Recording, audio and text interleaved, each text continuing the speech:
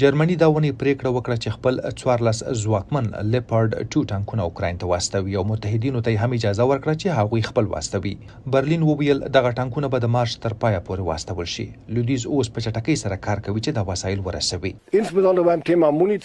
که تاسو وسلو ته وګورئ نو په دې کې د اندازې مسله هم ده، لکه چې 13 ورځ اعلان شو.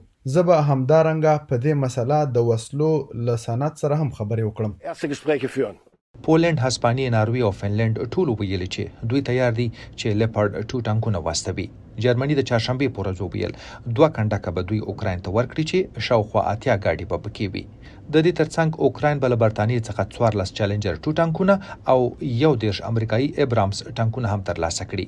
اوکرایني سرتیري به د دغو ټانکونو د کارولو لپاره روزنې ته څو اونۍ وخت ونیسي. Ukrainians have proved to be, I think, remarkably capable of absorbing Western military. اوکراین ثابت کړه چې د لویدیځ د پوځي مرستو د جذب زیاته وړتیا لري، خو وخت نیسي او وخت د هغوی په طرف نه دی، ځکه په سرلې نږدې شوی او داسې ښکاري چې روس به یو ډول ستر عملیات پیل کړي. ناټو د ټانکونو د استولو پریکړه یو مهم بدلون ګڼلی.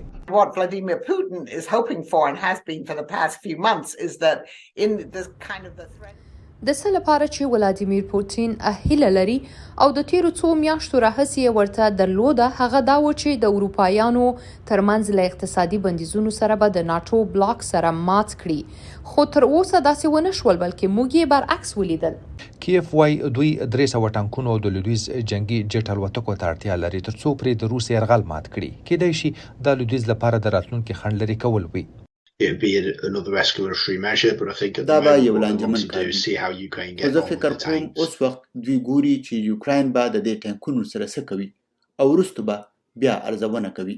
لویدیځ اوس د اوکراین په جګړه کې درنه پانګونه کړې. د دوی ځواکمن ټانکونه به د اوکرایني سرتیرو سره یو ځای د روسانو له زغروالو سره د اروپا پر مځکه ښکار په ښکار شي. This could go on for a very long time. دا به د اوږده وخت لپاره دوام وکړي. روسان په دې پوهیږي او موږ یې د ولادیمیر پوتین د پیغام څخه پوهیږو چې روسانو ته یې استولې چې د خپل هېواد اوږدې جګړې ته تیار وي.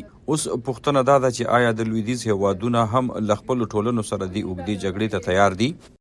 د لویدیځ وسله ښایي له اوکراین سره مرسته وکړي چې روسي سرتیري له خپلې خاورې وباسي، خو جګړه به ژر پای ونه مومي او په دې برخه کې به د حکومتونو او عوامو حوصلې وازمایل شي. مجاهد، جواد، د امریکا غږ ډیوه، واشنگټن ډي سي.